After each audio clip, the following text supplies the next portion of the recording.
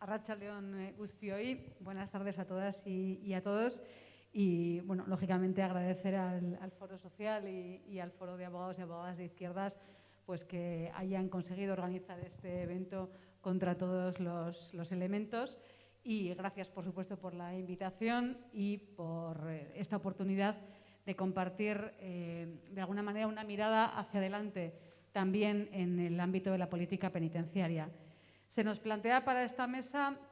yo creo que un ejercicio más bien práctico. La pregunta que se nos lanza es ¿en qué modo, cómo transitar de una política penitenciaria ciertamente excepcional a una política penitenciaria llevada por cauces ordinarios o una política penitenciaria normalizada? En cualquier caso, una cuestión, una pregunta que se basa en una necesidad, la necesidad efectivamente de llevar a cabo esa transición, ese cambio profundo en la política penitenciaria que se aplica en este caso, en el caso que nos reúne hoy, esta tarde aquí, a las personas que forman el colectivo de presos y presas vascas. Una necesidad que, a mi entender, nace de dos cuestiones que son independientes, pero que están también profundamente relacionadas. En primer lugar, la necesidad de humanizar la política penitenciaria y, en un segundo lugar, la necesidad de resolver o de superar la cuestión de los presos y presas vascas como modo de aportar, como modo de impulsar en la convivencia democrática, plena y normalizada que estamos buscando en Euskal Herria. La necesidad de humanizar, decía, la política penitenciaria, que es también la necesidad de recuperar la filosofía que animó esa legislación penitenciaria básica de 1979 a la que se refería el magistrado Martín Pallín, en la que primaba, en la que se ponía por encima de todo esos principios de resocialización y de recuperación social de las personas presas frente a otros principios como son los principios de legalidad, los principios de prevención general y especial de las penas. Humanización y recuperación que en el caso de los presos y presas vascas tiene como primer peldaño, tiene como primer puerto, por así decirlo, la recuperación en la ejecución de sus penas, de los principios, de las normas y de las interpretaciones también de las normas ordinarias. La desaparición de todo criterio humanista en la ejecución penitenciaria y en la normativa que la regula alcanza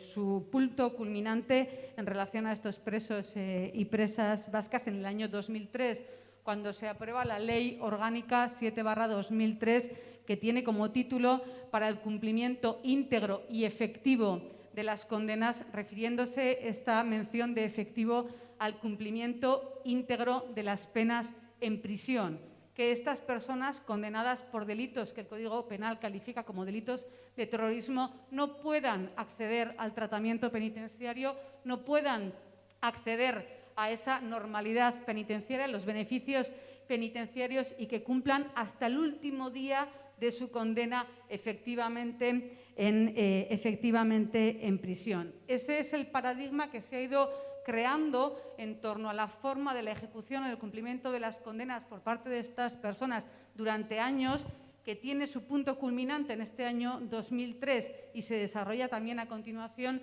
y que desgraciadamente es el paradigma que hoy en día persiste. Esto, añadido a que estas personas están cumpliendo estas condenas a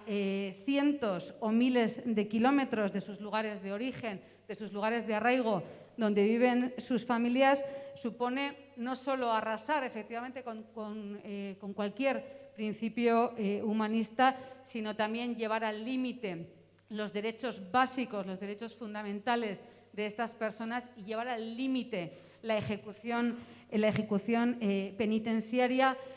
que está basada, en teoría, en ese tratamiento científico individualizado y en los principios de resocialización o de reeducación, que de esta manera saltan por los aires. Pero este vaciamiento de la ley tenía, en los años que se implantó, se comparta o no un objetivo, tenía una función muy clara y que se consideraba que estaba por encima de esta excepcionalidad y de esta restricción de derechos que conllevaba, que no era otra que combatir a ETA. Era la lucha contra ETA la que de alguna manera llevaba a tomar esta decisión en parámetros absolutamente excepcionales. La política penitenciaria, así diseñada y así aplicada a los presos y presas vascas, era un instrumento esencial de la política antiterrorista, y fruto de esa configuración y fruto de esa aplicación es esa política absolutamente excepcional que durante muchos años se ha aplicado a presos y presas vascas, donde los derechos se ponen de alguna manera al servicio del objetivo antiterrorista. El problema ahora, hoy, aquí, se ha puesto bien de manifiesto en esta radiografía que nos ha hecho Aitzol en nombre de Behatokia. El problema es que tras 9 años del fin de la actividad de ETA y una vez ETA ya desaparecida del panorama, esta política excepcional que sacrifica límites, que sacrifica principios constitucionales y que sacrifica derecho, continúa prácticamente en sus mismos términos, a pesar del cambio esencial que se ha producido en el panorama. Hablaba de esta necesidad de humanizar en relación también a esa necesidad de normalizar, pero también hablaba de la necesidad de superar esta política penitenciaria como forma de aportar, como forma de impulsar la convivencia democrática plena y normalizada en Euskal Herria. En Euskal Herria, el ciclo de la actividad armada de ETA está definitivamente cerrado, pero a nadie se le escapa la dificultad que ha conllevado cerrar ese ciclo, y a nadie se le escapa también las dificultades que cada día se presentan en nuestra sociedad por la presencia y por la actualidad de sus consecuencias. Es necesario ir superando todas esas consecuencias, absolutamente todas, una a una, de forma determinada y de forma valiente, para ir cerrando cuestiones pendientes, para ir cerrando heridas. Y una de ellas, una de estas cuestiones, consecuencias, cuestiones pendientes, solo una ciertamente, pero una que tiene hoy en día un peso específico muy importante y una importancia muy importante en nuestra sociedad, es la cuestión de los presos y presas. Por eso, contribuir a superar, contribuir a cerrar esta cuestión es de suma importancia para avanzar en esa convivencia que se está tratando de impulsar por tantísimos sectores en Euskal Herria hacia esa convivencia plena, democrática, normalizada y respetuosa en nuestro pueblo. Una política, por lo tanto, que transite desde como decía el título de esta mesa, desde la excepcionalidad que impuso la lucha antiterrorista a una aplicación y a una interpretación de carácter ordinario de las normas y de las normas penales y penitenciarias. ¿Cómo? Ahí está, por supuesto, el quid de la cuestión. Pues yo lo veo de una manera bastante sencilla, facilitando el cumplimiento por parte de los presos y presas del tratamiento penitenciario, que les permita demostrar una evolución positiva, que a su vez les permita avanzar en la obtención de los beneficios penitenciarios para poder pasar a situaciones de semilibertad o de libertad condicional, y así hasta el cumplimiento total de su pena. Digo que parece una cosa sencilla, creo que parece de bastante sentido común en este momento, y además se adapta perfectamente a los estándares de lo que es el tratamiento penitenciario, que es la base del actual sistema penitenciario, digamos, ordinario. Pero la radiografía de la realidad nos demuestra que este camino tan aparentemente sencillo no solo no se está implementando, sino que además se está activamente boicoteando y activamente bloqueando, que se sigue con una interpretación de la legislación penal y penitenciaria que rige la ejecución de las penas de estas personas en los mismos parámetros que cuando esta política, que cuando esta ejecución era pieza fundamental en la lucha contra ETA. El resultado de esta situación os lo voy a tratar de ilustrar con un ejemplo práctico de una persona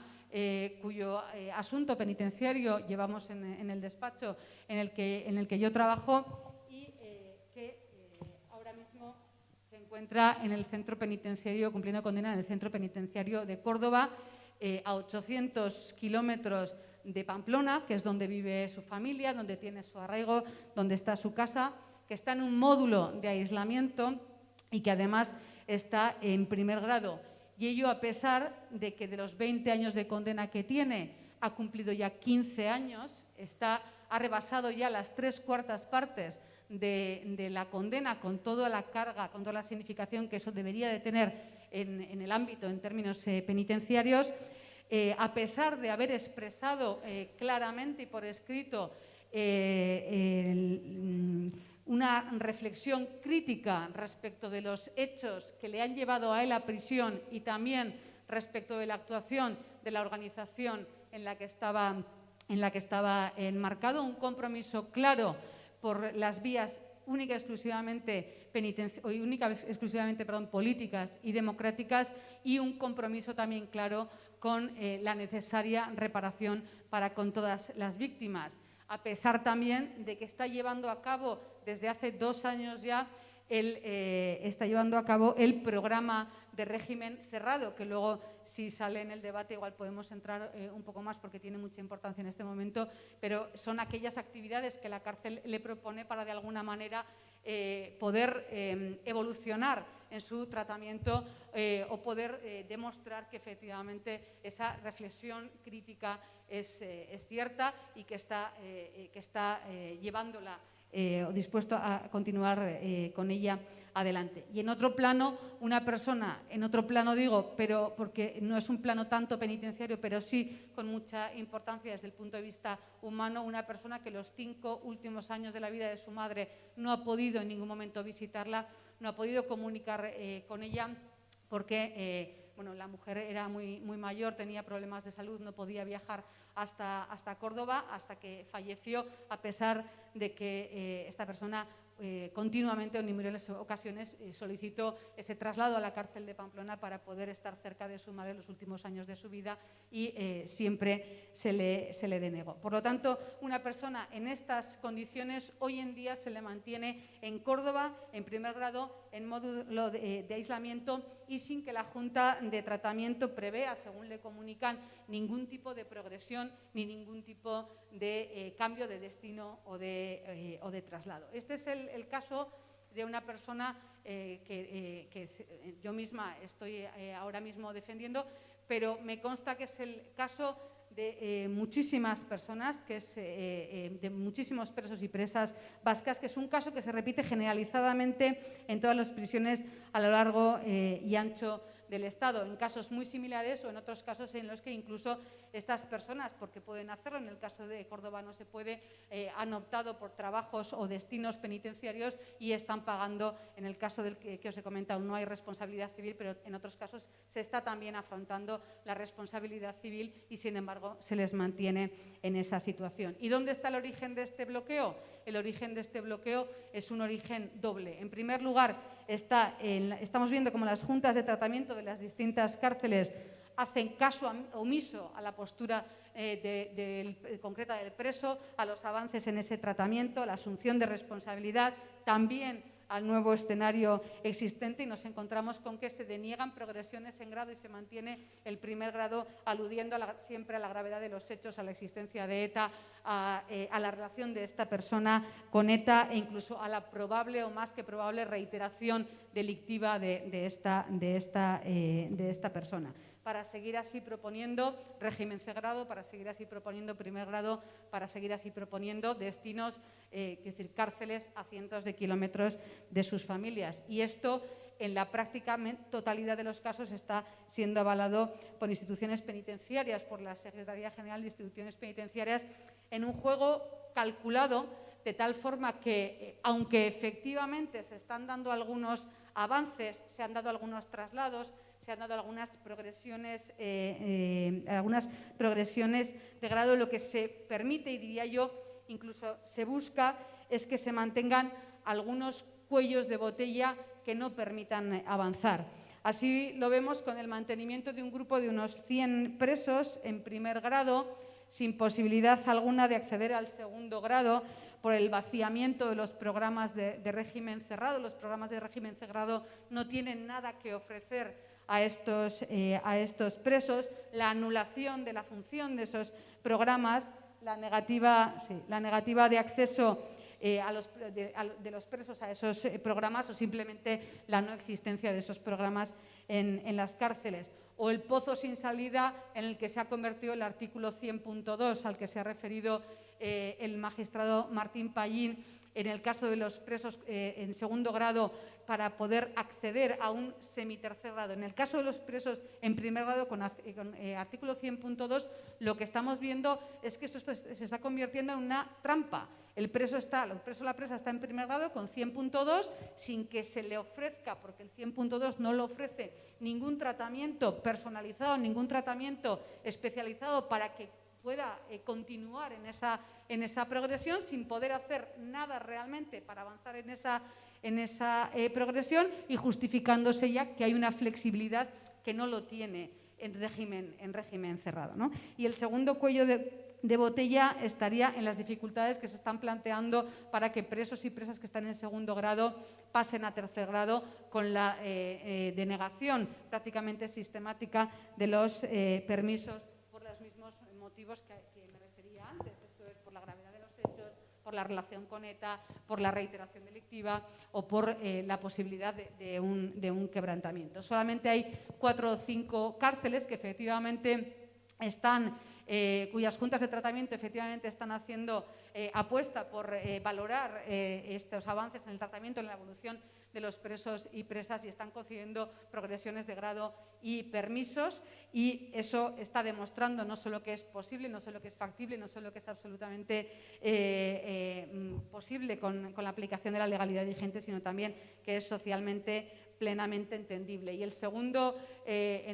nivel de bloqueo más importante que estamos conociendo está en la Fiscalía de la Audiencia Nacional y en la sección primera también de la Audiencia Nacional, que es la encargada de resolver en apelación los recursos contra las decisiones del Juzgado Central de Vigilancia Penitenciaria. He traído un auto de la sección primera y un recurso de la Fiscalía. No me va a dar tiempo a leerlos porque me están diciendo que ya me queda muy poco, que he terminado, pero sí que me gustaría destacar que en ambos casos se está haciendo referencia a la gravedad de los hechos, a la relación de estas personas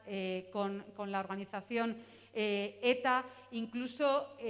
frente a la existencia de estas declaraciones por escrito de asunción de los hechos, de revisión crítica, de compromiso con la reparación de las víctimas, lo que se dice es que eso no es suficiente, que eso son palabras huecas y que lo que tienen que hacer, por ejemplo, una persona que quiera acceder a un permiso es pedir perdón a las víctimas, colaborar con la justicia y nada más puede ser suficiente y nada más se le puede valorar en esa línea, ¿no? Bueno, anclándose en esa interpretación que decía antes y también quienes conocéis la legislación penitenciaria, aludiendo a requisitos que en absoluto recoge la ley ni para la obtención de permisos ni para la obtención de un segundo grado y ello frente efectivamente a propuestas de progresión de grado o propuestas de permisos de los propios centros penitenciarios, de la Junta de Tratamiento que previamente han valorado a ese preso y le han concedido ese permiso. Incluso en el caso que os planteo del permiso que recurre el fiscal, aludiendo a que se va a hacer un mal uso del permiso y un quebrantamiento, es el tercer permiso al que accede esta persona y lo ha vivido absolutamente normalizado. Nada más. Sinceramente creo que hay que cambiar esta situación y que no se puede, es muy importante que se deje ya de contraponer de alguna manera los derechos de las personas presas y los derechos de las víctimas, porque ambos son igualmente garantizables y ambos han de respetarse.